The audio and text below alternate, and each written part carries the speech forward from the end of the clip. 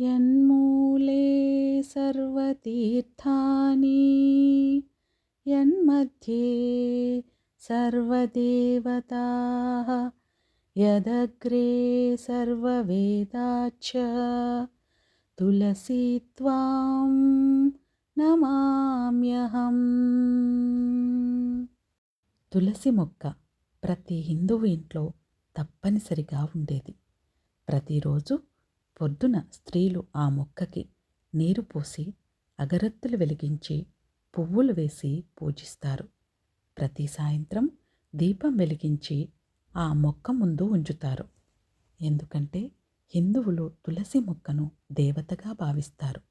విష్ణుమూర్తికి ఆమె చాలా సన్నిహితం.